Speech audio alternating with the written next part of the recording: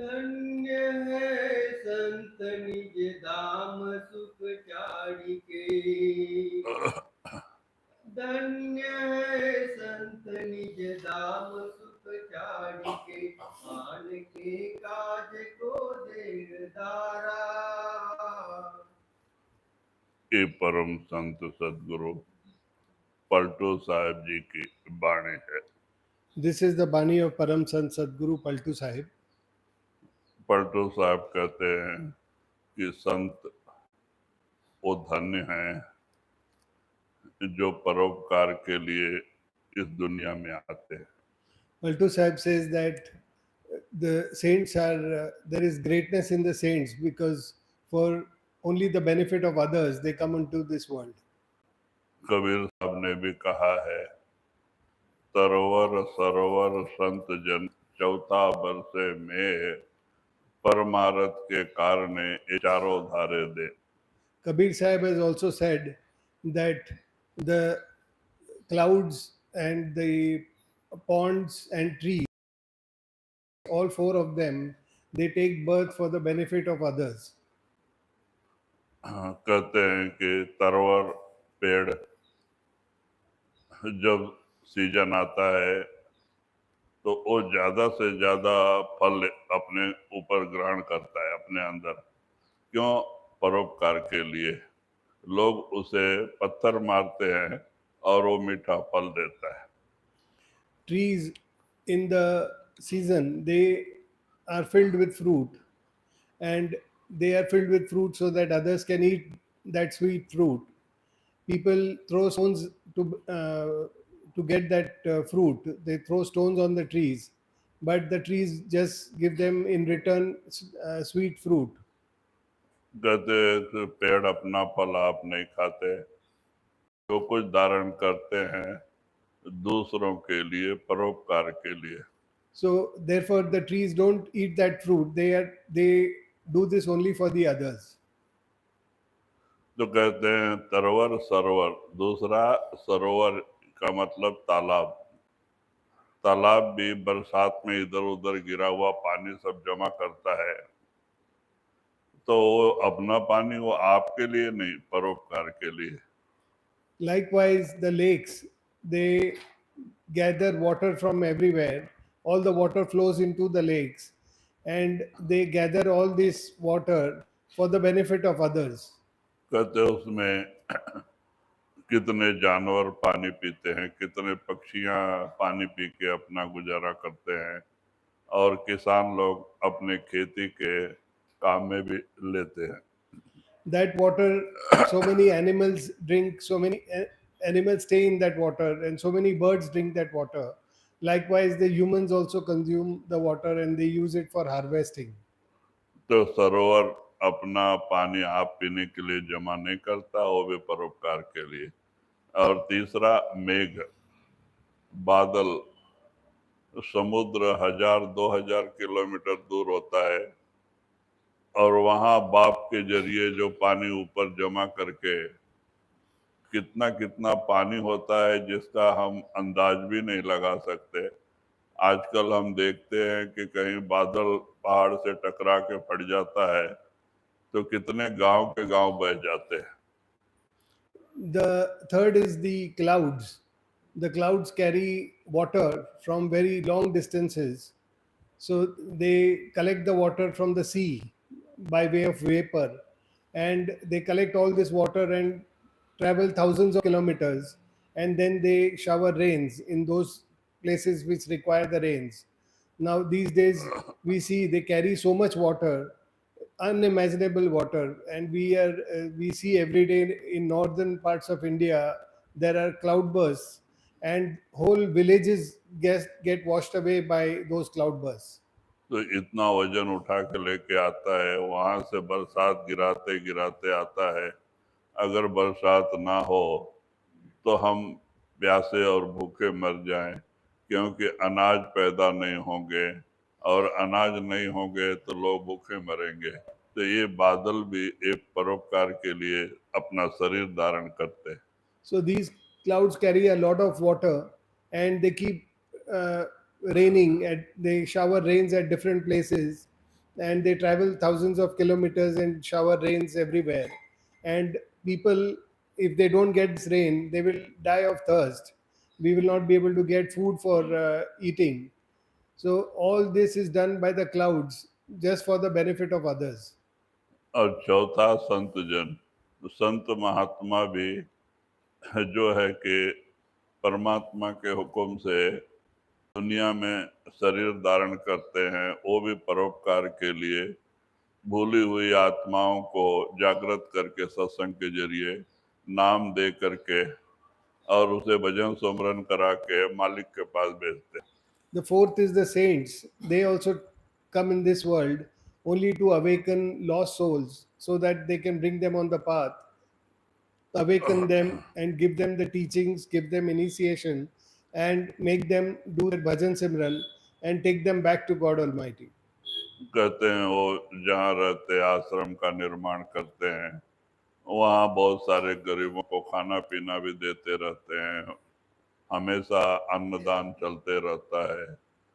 तो कहते हैं कि इस तरह से जगह जगह तकलीफें उठा के घूमते हैं आत्मा के उद्धार के लिए। They make ashrams, and there are a lot of poor people who come and stay in those ashrams, and they give langar, they give food to so many needy people. So they are always doing this. They are always providing food for a lot of people, and they also take a lot of trouble traveling from place to place to make their teachings known and to awaken lost souls. तो कहते हैं ये चारों दुनिया में परोपकार के लिए अपना शरीर धारण करते हैं। वही पलटू साहब कहते हैं, धन्य है संत जो धाम सुख छाड़ के आन के काज शरीर धारा। कहते वो संत धन्य है जो सतलोक सचखंड का धाम छोड़ के और दूसरे के परोपकार के लिए यहाँ शरीर धारण करके दुख उठाते हैं। So that is how all these four come and into this world for doing selfless service. That is what Paltu Sahib says, that great are the saints who have left their very blissful state in the lap of God Almighty, and they have come into this world only to help others. कहते हैं कि सतलोक सचखंड का आनंद छोड़ के परमात्मा का दर्शन से भी दूर होके कहते ये गंदगी का चोला धारण करते हैं और जगह जगह जीवों अपने जीव के उद्धार के लिए घूम कर भी वहाँ भी उन्हें तकलीफें सहन करते हैं, लेकिन परोपकार के लिए आते हैं। They leave their blissful stay in Sachkhand and their darshan of Satpurush. They leave that blissful state and they come in this physical body which is filled with filth, and they come into this world only to help others, and they face a lot of hardship so that they are able to help the lost souls to go back to God Almighty. शरीर में आने के कारण से उन्हें भी कहते हैं जो माया के काल के नियम है उसको पालन करना पड़ता है। तरह तरह की बीमारियां सुख दुख को भी उनको हिसाब देना पड़ता है। Because they take over the bodies here when they come into this world, they are also answerable to the laws of Kal and Maya. They also have to undergo the various illnesses and go through all of that pain only to do this selfless service. कहते हैं कि अपनी प्यारी आत्मा जो परमात्मा से दूर हुई है उसको मनाने के लिए और उसको सत्संग के जरिए मना के भजन सुमरन करा के वो पिता परमात्मा सतपुरुष के पास लेके जाते हैं।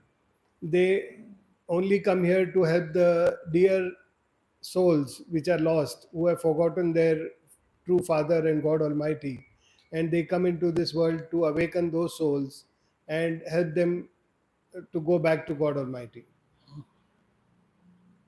ज्ञान समसेर ले पैठ संसार में ज्ञान समसेर ले पैठी संसार में, सकल संसार का मोटारा। तो कहते हैं कि वो क्या चीज लेके आते हैं, तो कहते हैं ज्ञान का शमशेर, ज्ञान का तलवार लेकर के ये काल और माया के देश में आते हैं। लोगों के अंदर अज्ञान का भंडार जो घट में भरा है, वहाँ प्रकाश करके उनके अंदर ज्ञानोदय करके उनको जागृत करके लेके जाते हैं। So Paltu Sahib says that they come into this world armed with their sword of knowledge, their sword of light, and with that they get rid of the darkness that these lost souls are um, covered with, and they with that sword they dispel that darkness and bring light to those souls. तो वही आप इशारा देते हैं। कहते इस तरह से ज्ञान उदय करके उनके घट में मोह, काम, क्रोध, लोभ, मोह, अहंकार, इन सब जो शत्रु हैं हमारे अंदर, माया ने 5 चोर रखा है कि ये हमारे कब्जे से निकल के जाने नहीं पावे, तो ज्ञान का प्रकाश करके इनको हटा देते हैं। So they come and they dispel the darkness in the lost souls, and with that they bring the light, and with that luminance they get rid of greed, anger, then lust, and attachment and ego, which have entangled those souls, and they free those souls from these vices. कहते जिस मोह के बंधन में जीव फंस के अपने आप को भूल गया, अपने पिता को भूल गया, कहते उस मोह का बंधन को दूर करके और ज्ञान उदय करके सत्संग के जरिए समझा के उन्हें अपने घर ले जाते हैं। They cut away that attachment of that jiva, due to which it has forgotten its true father, its true home, and they cut away that entanglement and free that jiva and take it back to God Almighty. प्रीत सबसे करे मित्र ओ दुष्ट से, प्रीत सबसे करे मित्र ओ दुष्ट से, बलि अरु बुरी दो शीस धारा। तो कहते हैं वो दोनों से प्रीत करते हैं, चाहे वो शत्रु हो, चाहे वो मित्र हो, चाहे उनका गुणानगान करने वाला हो या तो उनकी निंदा करने वाला हो, वो सबको गले लगाते हैं, वो किसी को भी दूर नहीं करते। They look at everyone equally, whether he's a friend or an enemy, and everyone they embrace, and they do their selfless service towards one and all. क्योंकि संत वो ज्ञान का प्रकाश माने वो ज्ञान का खड्ग लेके आते हैं। हो तो कहते हैं कि उनके लिए शत्रु, मित्र, दोस्त, मित्र और अपना पराया ये सब भावनाएं नहीं होती है। जो भी जीव उनके शरण में आता है वो सबको एक ही दया दृष्टि से देखते हैं। They come with that sword of knowledge, that sword of being able to discern, and they make no distinction between what is mine and what is yours, or between friend and foe. For them, their vision is equally set on all. कहते हैं मंसूर को जब सूली पे चढ़ाया गया, हालांकि वो एक सच्चा प्रेमी था जो कि अपने देश में जाके मुस्लिम कंट्री में अनल हक का ये जो है कि जोर जोर से चिल्ला के अनल हक कहते घूमता था। तो काजी को बहुत बुरा लगा, अनल हक का मतलब मैं ही परमात्मा हूँ, मैं ही परमात्मा हूँ। तो उनको बहुत बुरा लगा कि एक इंसान अपने आप को परमात्मा कहता है, ये कुफ्र है। और उन्होंने बादशाह से जाके शिकायत किया। When Mansur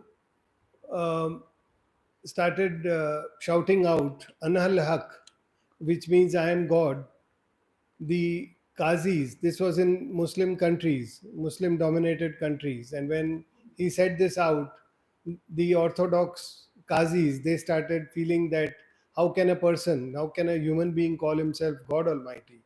And therefore they went to the emperor or the king there and they complained about Mansur.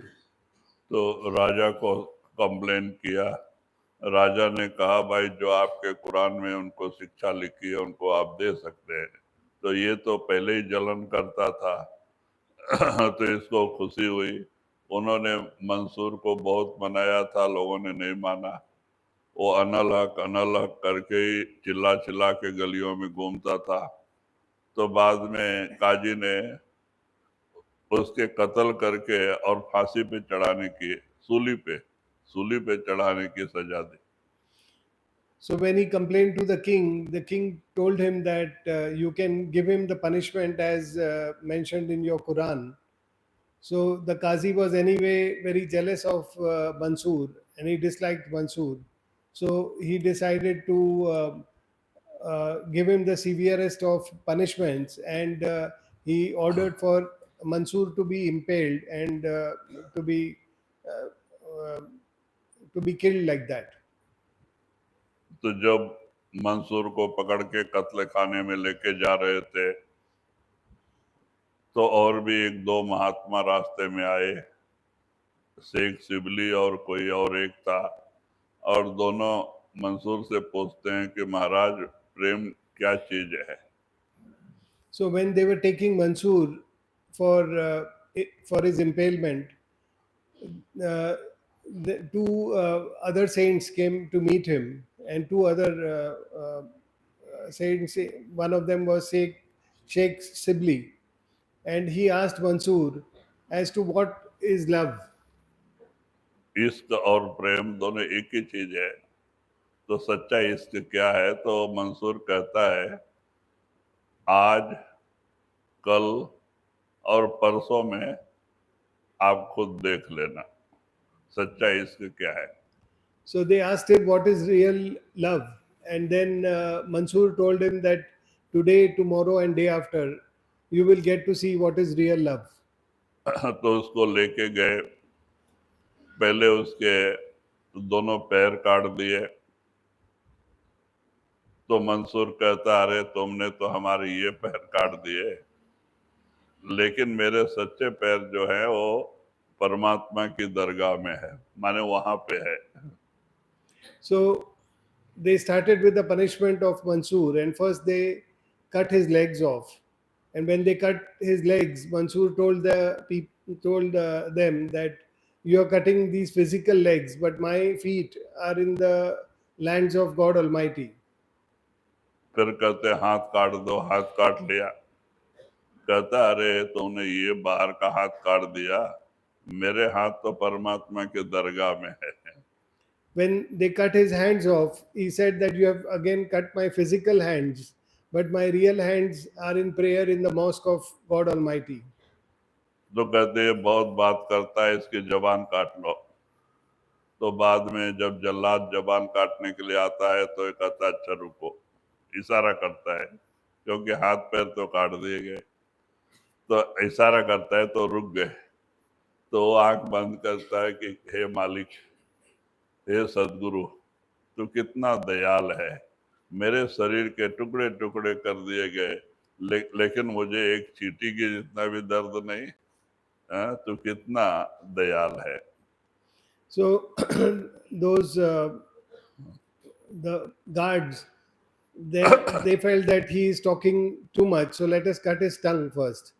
So when they went to cut his tongue, he told them to wait, and he said, I will pray to God. And he prayed to God and said that you are so gracious, O God, that they made pieces out of my body. They've cut my legs, my hands, yet I have not even got the pain of a bite of an ant. तो तू कितना दयाल है, और ये प्रार्थना करके कहता है जला दो, हमारी जबान भी काट लो. So that way he said that I have not felt any pain, so you are so gracious. And then he told them that, okay, now you can come and cut the tongue. तो जबान भी काट दिए. फिर उसको फांसी पे चढ़ाए, सूली पे. फांसी अलग है, सूली अलग है. सूली कहते हैं एक होता है कि 2-2.5 फीट का लंबा लोहा, और ऊपर एकदम चौकीला होता है. उसको 1.5 फीट नीचे गाड़ते हैं मजबूत, और गाड़ के वो सूली नोक वाला ऊपर रखते हैं, और उसके ऊपर पेड़ से सीधा उसके ऊपर छोड़ते हैं, तो वो गुदास्तान से सिर तक बाहर आता है, इतना बड़ा रहता है. उसको सूली कहते हैं. So after that, they took him to be impaled. So the process was that there is a sharp spear which is fixed in the ground, and the person to be punished, he is put thrown from a tree on that spear. So the spear enters from the anal area and comes out of the head. So that is the kind of very severe punishment that was meted out to him. तो जो खून उनके शरीर से बाहर गया, उसमें से अनलक अनलक अनलक का आवाज आने लगा. जब उनका पूरा शरीर काट दिया गया, सूली पे चढ़ाए, तो अनलक अनलक का आवाज आने लगा खून से. तो काजी कहता, अरे ये कुफ्र है, ये सब जमा करो, मट्टी सहित इसको जमा करके ले जाके इसको जला दो. So when they impaled him, the blood that came out of his body, as his arms and legs were cut and he was impaled, all the blood which flowed out of his body, the all that cried out Anal Haq, Anal Haq. So that continued, that voice continued. So the Qazi felt that this is not right. So he asked the guards to collect all the blood with the mud that was there. And then he said that you burn all this blood up so that the noise or the sound stops. तो वो खून और शरीर के साथ उसको जलाया गया, जबकि वो जलाते नहीं है, तो उनको जलाया गया. तो दूसरे दिन जब उसका शरीर जल के राख हो गया, तो वो राख में से अनलक अनलक का आवाज आने लगा दूसरे दिन भी.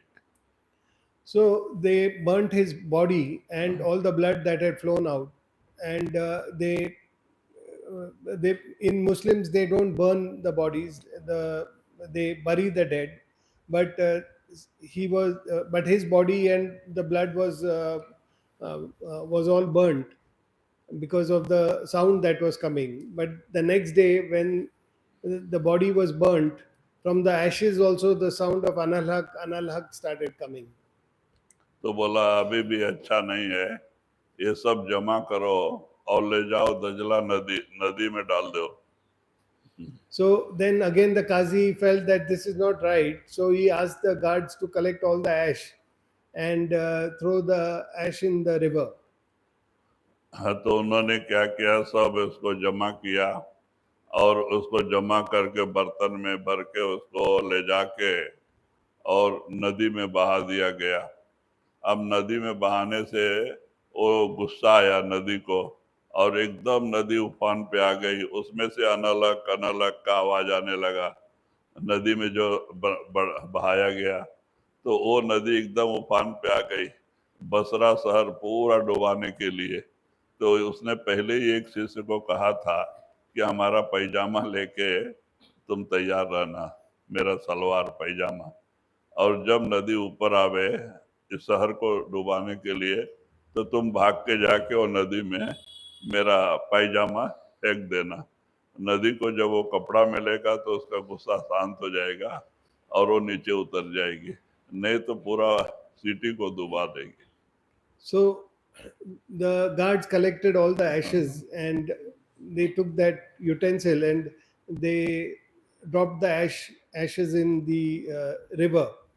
When they dropped the ash in the river got angry, and the river started flooding the city of Basra. So again the sound of Anal Haq started coming from the river. and the river got into full spate and started flooding the city. Now, before all this had happened, he had told one of the devotees to carry one of his pajamas, that, and he had expected this to happen. So when he had told his devotee, when the river comes to flood the city, you go and you drop this pajama in the river. When the river sees or feels this, then its anger will calm down and it will not flood the city. तो कहते हैं देखो फकीर, आप तो चले गए लेकिन फिर भी दूसरे का नुकसान नहीं हो, इनका कोई नुकसान नहीं हो बोल के वो उपाय भी बता के गए. So he was, you can see, such a selfless fakir that even though he lost his life in the process, but he did not want any harm to befall anyone who had done this or any of the other citizens of that city. Isa Masih को सूली पे चढ़ाया गया, तो ईसा मसीह जब last सूली पे चढ़ाया गया, सब हिंसा देके, तो उन्होंने मालिक से ही प्रार्थना किया कि हे मालिक, इनको माफ कर दे, इनको पहचानने वाली आंख नहीं है, ये दुनियादार के लोग हैं, इनको माफ कर दे. Even when Jesus Christ was tortured and finally put up on the cross, even he prayed to God Almighty and asked for forgiveness for all those people, saying that they are ignorant and they cannot understand, or uh, they cannot understand what they have done. They are ignorant, so please forgive them. That is what he begged with God Almighty. तो कहते हैं इस तरह संत दयाल होते हैं, और शत्रु मित्र सबके ऊपर एक ही दया दृष्टि करते हैं, और उनके दया दृष्टि सब पे समान होती है, किसी पे कम ज्यादा नहीं. लेकिन कहते अपना बर्तन जैसा होता है, अपना भावना, अपना प्रेम प्यार, उसको उतना ज्यादा कम मिलता है. So that way, saints are very selfless, and they also see everyone with equal eyes, whether it is an enemy or whether it is a friend. All for them, everyone is equal, and they selflessly work and shower their grace equally upon one and all. But it is up to the recipient what he is going to receive from the master. So that depends on the utensil, how much he can assimilate the grace that the master is showering upon them. That depends on his utensil or his acceptance or assimilation of that grace.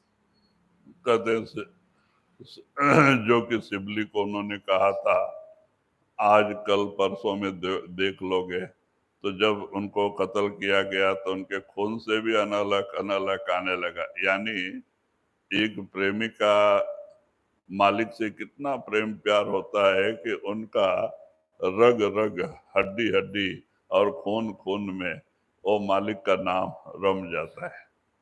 So when Mansoor told Sheikh Sibli that you will see what love is over the next 3 days, uh, when his blood was flowing, then from the blood there was Anal Haq, then from his ashes there was the name of Anal Haq coming out. So such was his love that each cell of his body, each drop of blood of his body, each bone of his body was resonating with the love for God Almighty. तो कहते दूसरे दिन जलाया गया, तो जब ठंडा हुआ राख में से अनलक अनलक आने लगा. तीसरे दिन नदी में बहाया गया, तो नदी में डालने के बाद में भी अनलक अनलक का आवाज उठने लगी. तो कहते ये सच्चा प्रेम है. So that is why even the next day after from his ashes also the sound of Anal Haq started coming, and when those ashes were put into the river, the Anal Haq sound came from the river also. So such is the love from each cell of the body of Mansoor. इसीलिए मंसूर ने उनको कहा था कि 3 दिन में देख लोगे. जब काटा, उनका शरीर कत्ल हुआ, तो वही आवाज, दूसरे दिन जलाने के बाद राख में भी वही आवाज, और तीसरे दिन नदी में बहाया तो भी वही आवाज। तो कहते ये मालिक से सच्चा प्रेम है जो उनके रग रग खून खून में बसा होता है। So Mansoor had told Sheikh Sibli that you will see what is true love over the next 3 days. Therefore, when he was killed, the sound of analag came from each drop of blood from his body. And the next day, when they burnt his body, then from the ashes also the sound of analag started coming. And the third day, when it was poured into the river, from the river also the sound of analag started coming. So that way, love was resonating in each and every cell of Mansoor. दास पलटू कहे राम नहीं जानूं, दास पलटू कहे राम नहीं जानूं, जानूं संत जिन जगत तारा। तो वही पलटू साहब जी क्या कहते हैं, मैं राम को भी नहीं जानता, यानी परमात्मा को भी नहीं मानता, मैं तो संतों को मानता हूँ जिन्होंने दुनिया का उद्धार कर रहे हैं, जो हमारे जैसे भूली भटके आत्माओं को परमात्मा से मिला रहे हैं। तो वो संत परमात्मा से भी बड़े हैं। So Paltu Sahib now says that I don't even believe in God Almighty, but I believe in the saints, because these saints have come for the betterment of this world, and they have come to bring in all the lost souls and take them back to God Almighty. वही सहजो भाई भी कहती है, राम तजो पर गुरु न विसारो, गुरु समान राम को नहीं जानो। सहजो भाई कहती है, मैं परमात्मा का त्याग करने के लिए तैयार हूँ, लेकिन गुरु को मैं भूल नहीं सकती, क्योंकि वो गुरु एक सिख पे कितना उपकार करता है इसका कोई बयान नहीं।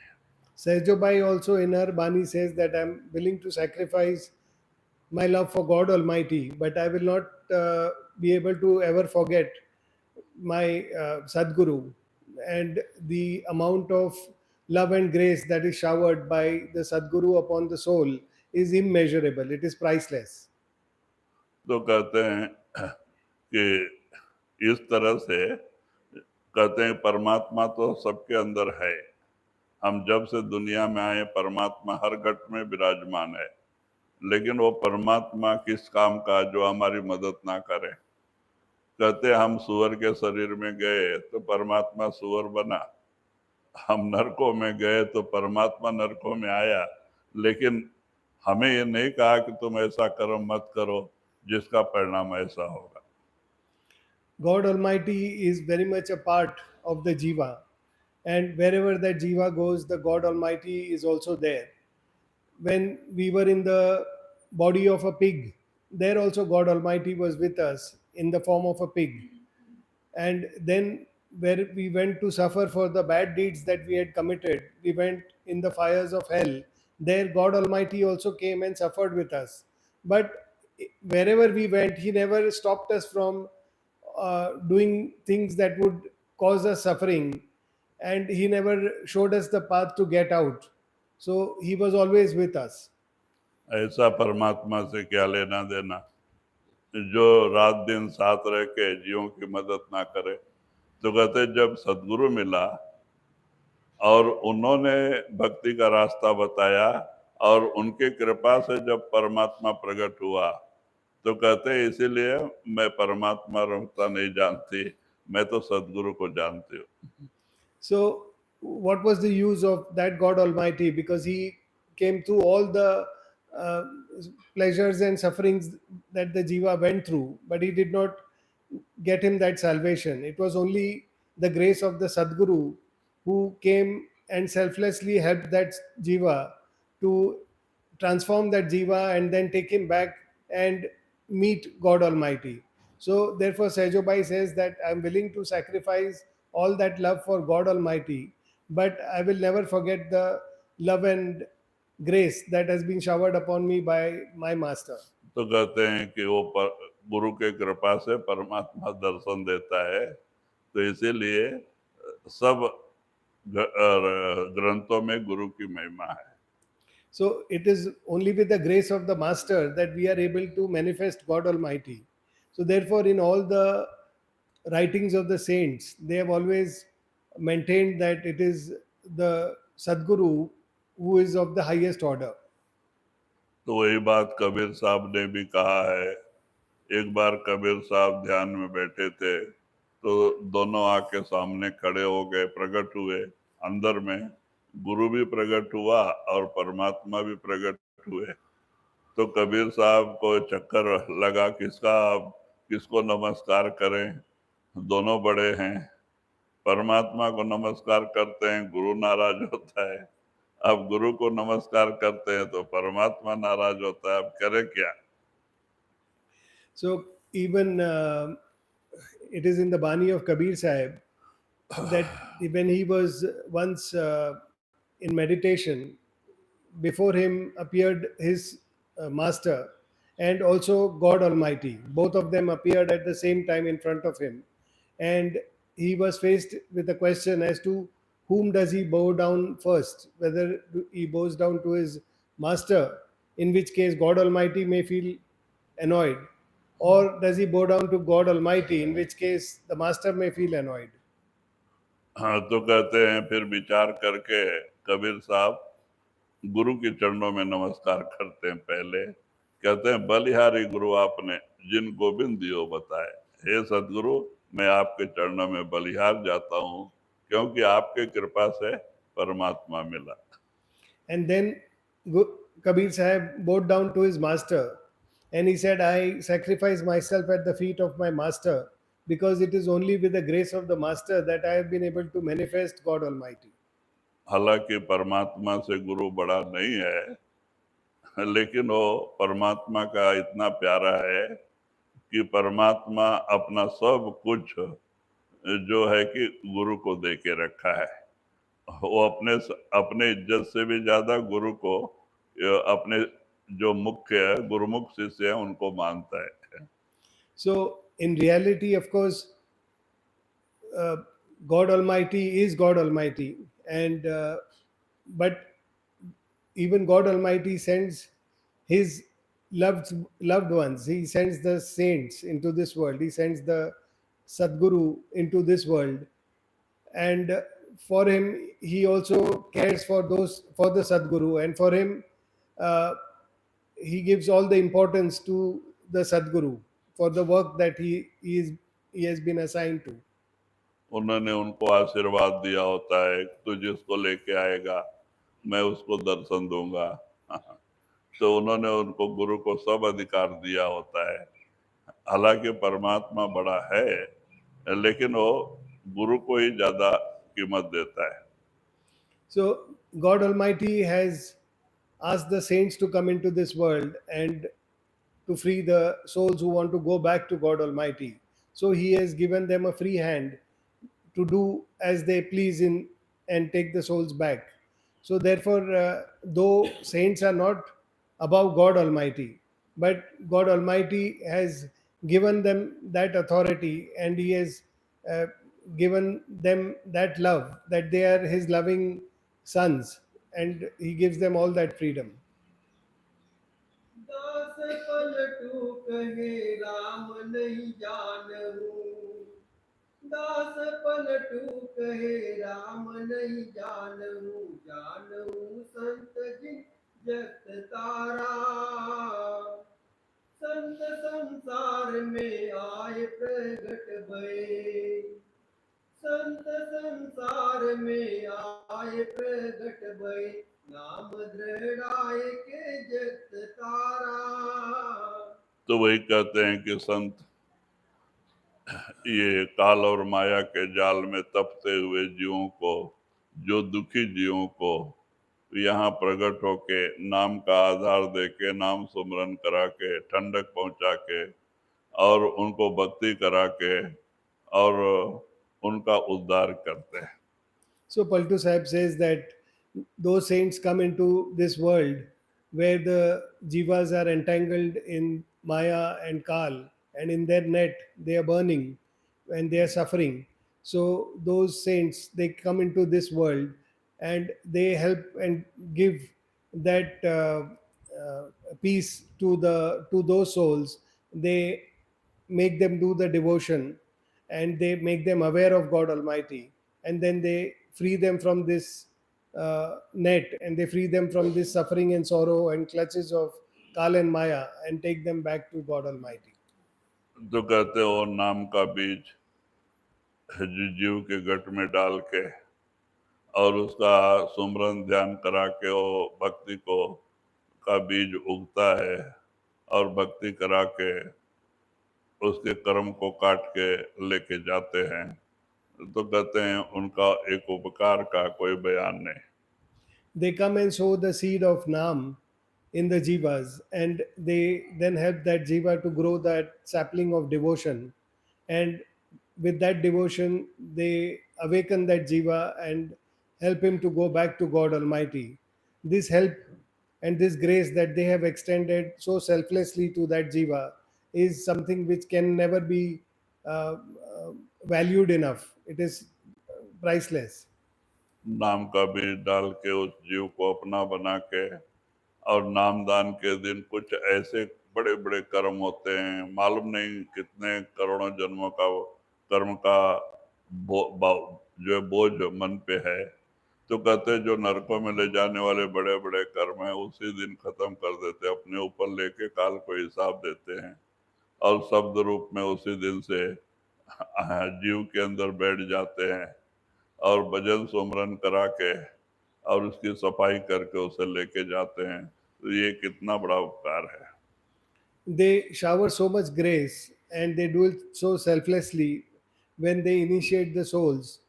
They assume a lot of the karmas, the big karmas or the big deeds or sins that jiva has, not only in this life but of millions of previous lives. There are such number of sins that have been committed, which where that jiva has to go and suffer in hell to redeem those sins.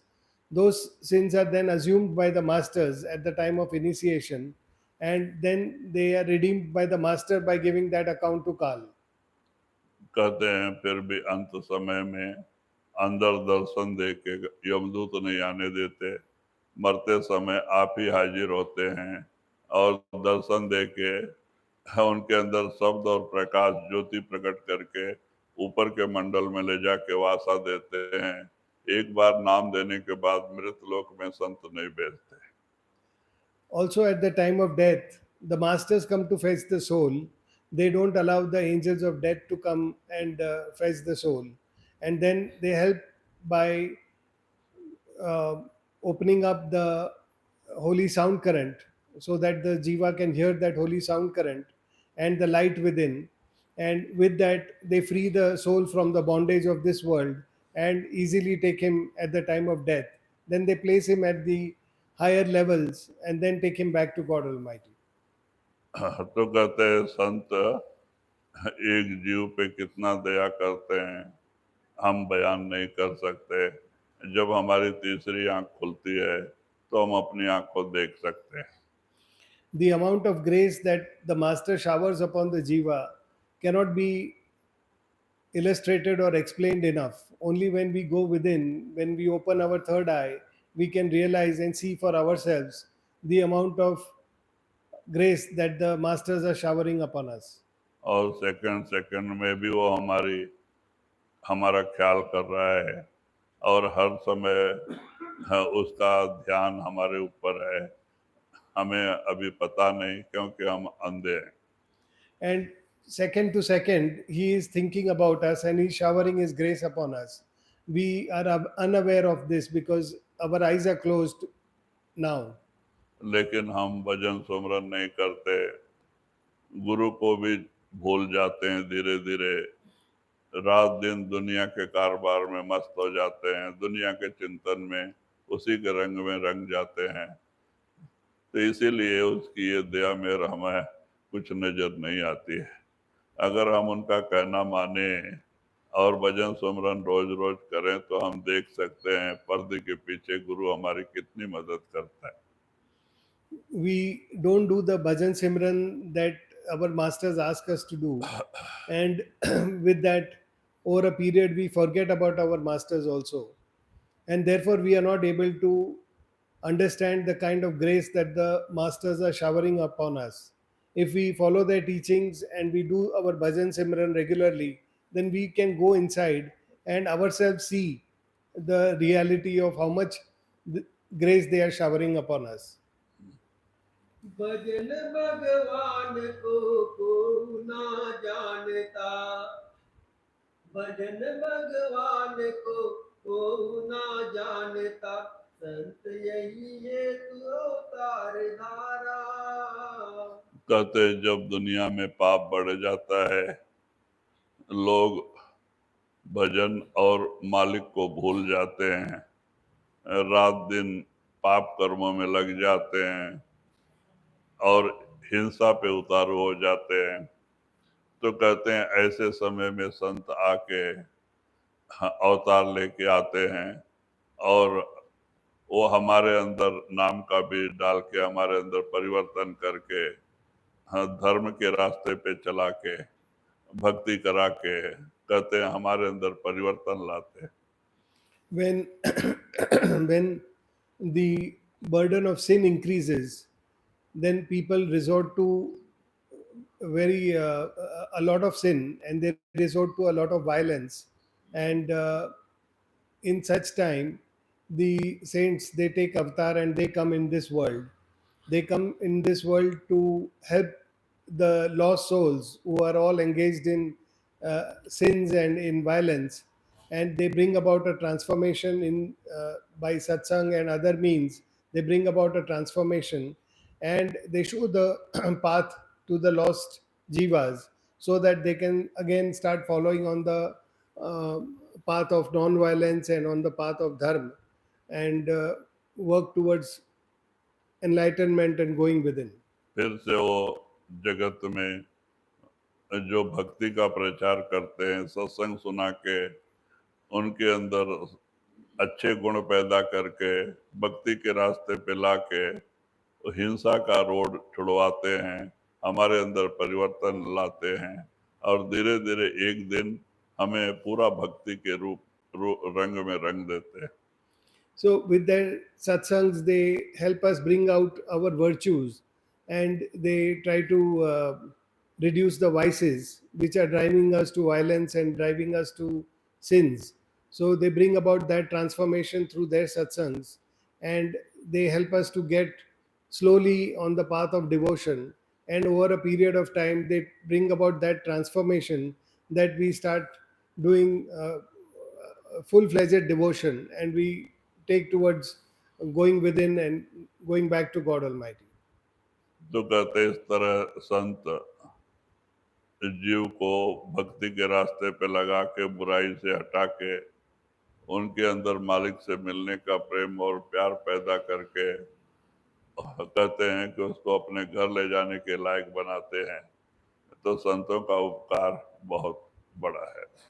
So they come, and the souls which are misled and they are all engaged in sinning and violence, they transform such souls and they put them on the path of devotion, and they make them aware of God Almighty. They make them aware of the path within, and bring about that complete transformation in these jivas.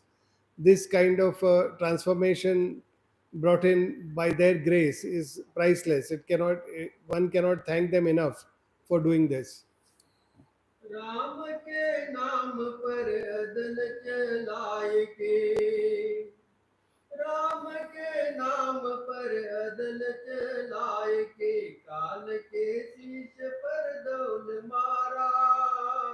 तो कहते हैं संत नाम का एक शस्त्र लेके आते हैं और नाम का बीज लोगों में डाल के और उस जीव को उस लायक बना देते हैं कि काल से उनका कोई मतलब नहीं, वो काल के सिर पे लात मार के निकल जाते हैं। जिनको नाम का बीज डाल देते हैं उनको काल और महाकाल माया कुछ नहीं कर सकता। So masters come in this world armed with their weapon of Naam, and they sow the seeds of Nam in the jivas. Now, with those seeds of Nam, those jivas are transformed, and they are able to overcome their vices. They are able to overcome Kal and Mahakal and get out of the realm of Kal and Mahakal. Even they cannot do anything to those jivas because of the weapon of Nam that has been given by the masters to them. तो कहते हैं नाम में इतनी ताकत है, जो नाम संत देते हैं ये ऊपर के मंडल के मालिक के नाम हैं, जो कभी अवतार लेके नहीं आते वो निर्मल हैं, पवित्र हैं, उनका नाम भी निर्मल है, जिसके जपने से हमारे पाप कटते हैं। This Nam, which is given by the masters, it is priceless. It is the names of the lords of the higher planes who have never come into this world, who have never incarnated in this world. So they are very pure, and those names are given by the masters to the jivas. तो कहते इस तरह नाम का बीज घट में डाल के काल के जाल से निकाल के उस जीवों को राम के दर परमात्मा के पास भेजते हैं। So they sow the seed of Nam in the jivas, and with that they make the jivas fit for doing the devotion of God Almighty and fit for going back and meeting God Almighty. दास पलटू कहे रहे सब डूबते, दास पलटू कहे रहे सब डूबते, संत ने पकड़ के किया पारा। तो वही दास पलटू साहब कहते हैं कि सारे जीव ये काल और माया के भाव सागर में डूब रहे हैं, बार बार कर्म करके पैदा हो रहे हैं, मर रहे हैं, पैदा हो रहे हैं, मर रहे हैं, इसी को भाव रोग कहते हैं। So Paltu Sahib says that all the jivas, they are suffering in this illness, in this bhavrog, and this illness is the illness of life and death, and they are again and again going in this ocean of life and death, and they are drowning in that ocean. तो कहते हैं संत अवतार लेके उन्होंने नाम का आधार देके उनका हाथ पकड़ के इस भव सागर से पार करते हैं, ये एक बड़ा परोपकार है। And the masters, they come and they extend their loving and gracious hand to that jiva, and they help that jiva from drowning in that ocean of life and take that jiva back to God Almighty. कहते हैं एक बार जो है कि एक अच्छा शिष्य सीप में सवारी होके विदेश से आ रहा था और थोड़ा आधा दिन का रास्ता माने आधा दूर का रास्ता तय किया, तो उसका जो स्टीमर है वो कहीं पहाड़ से अंदर पत्थर से टकरा के टूट गया और वो डूबने लगा। वो अच्छा कमाई वाला था, माने कि गुरुमुख था। तो जब वो ऊपर नीचे करने लगा तब परमात्मा प्रकट हुए और कहते हैं कि मेरा हाथ पकड़ ले, मैं बचा समुद्र के बाहर रख देता हूँ। तो बोले तुम कौन हो? बोले मैं परमात्मा हूँ। किसने भेजा है? आपके गुरु ने भेजा है। तो बोले जब हमारा गुरु आपको भेज सकता है तो खुद भी आ सकता है। तो जब तक वो आएगा नहीं मैं जाऊंगा नहीं। तो परमात्मा चला गया, तब गुरु के गुरु आए, तो वो आके कहते मेरा हाथ पकड़ मैं बाहर निकाल देता हूँ। तो कहते आप कौन है? तो मैं आपके गुरु का गुरु हूँ। तो कहते आपको किसने भेजा? आपके गुरु ने भेजा। तो बोलते जब वो आपको भेज सकता है तो खुद भी आ सकता है, आपसे कोई काम नहीं। तो जब वो खुद आए, वो खुश हो गए और वो खुद आए, तब वो उसको पकड़ के बाहर निकाले। तो कहते हैं कि इस तरह का प्रेम प्यार जो जिन्होंने गुरु को अपने अंदर प्रकट किया है, वो गुरु के अलावा और किसी को नहीं मानता। There was a Gurumukh disciple, and he was a rich businessman, and he was traveling on the high seas and carrying his merchandise in a steamer. Halfway into the journey, the ship hit a reef and the ship started sinking. Now, when it started sinking, he prayed to his guru, and a hand came to help him, and that hand was the hand of God Almighty. So he asked, "Who is it?" And God Almighty replied that I am God Almighty. I have come to uh, save you from drowning. He said, "Who?" He asked, "Who sent you?" So he said, "Your master has sent me to help you." So he said, "If my master can send you, my master can also come and help me. Why isn't he coming?" So he refused to take that hand of help of God Almighty. So God Almighty left from there. After a while, another hand appeared, and that hand offered to help him. Again, he asked as to who it was, and he said that I am your master's master. I have come to help you. So again, this disciple asked him, "Who has sent you and why have you come?" He said, "Your master has sent me to help you and get you out of this." He said, "If again my master has been able to tell you, then he can as well come himself and help me." So he refused to take that hand of help. And finally, his master was pleased with him and he appeared himself, and he took that disciple out, that Gurumukh disciple out of that boat which was drowning, which was sinking, and helped him. ऐसे ही सावन सिंह महाराज Beas station पे उतरे। उस समय train से आए थे दूर से, तो उनका एक पुराना दोस्त पादरी, वो क्रिश्चियन है पादरी, जो शिक्षा देते हैं ना वो मिल गया स्टेशन पे। तो बोलते महाराज आप कहाँ जा रहे हो? तो बोले मैं अपने गुरुदेव के दर्शन के लिए। तो आपका गुरुदेव कौन है? तो कहते जयमल सिंह महाराज। तो बोलते मुझे एक शंका है। बोले क्या? बोलो। ईसा मसीह बड़े हैं या गुरु नानक बड़े हैं या जयमल सिंह बड़े हैं? वो पूछता है। तो महाराज कहते आप तीनों को खड़ा कर दो, मैं देख के बता देता हूँ कौन बड़ा है। So even in Savansinghji Maharaj's time, he was traveling by train and he came to Bias. So he met a friend of his who was a Christian. He was a father. He was like preaching.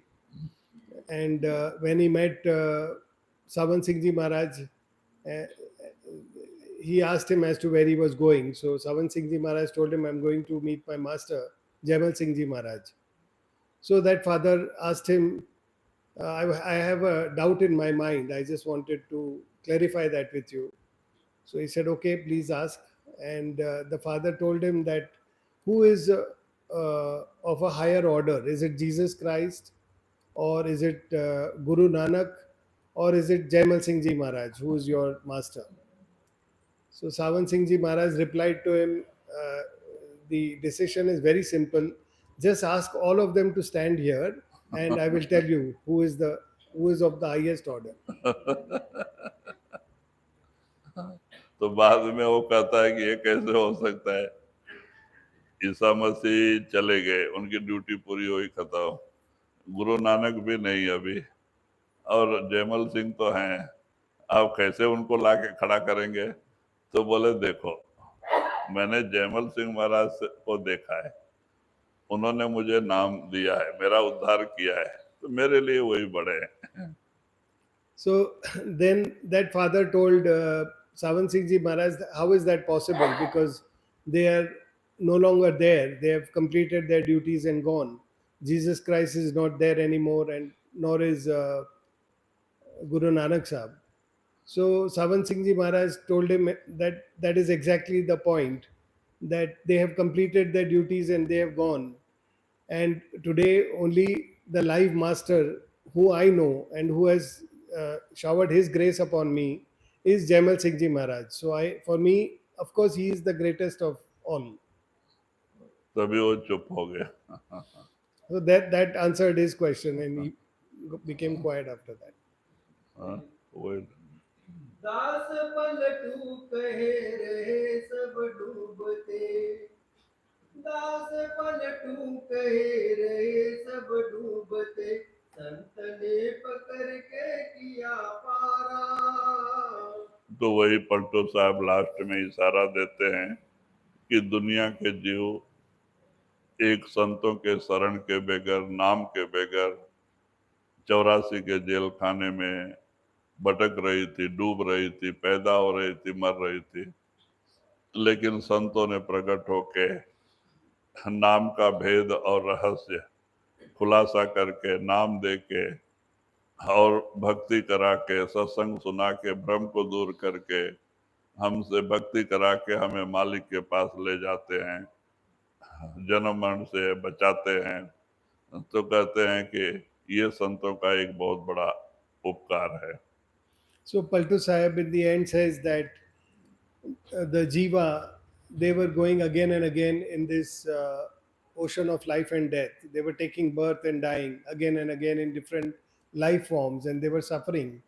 It is the grace of the master that he came in as an incarnate in this world, and he helped the jiva to first understand the truth, and after that he gave him initiation and made him aware of what the reality is, and made him do the practice, made him fit for devotion, made him do the devotion, and then took him back to God Almighty.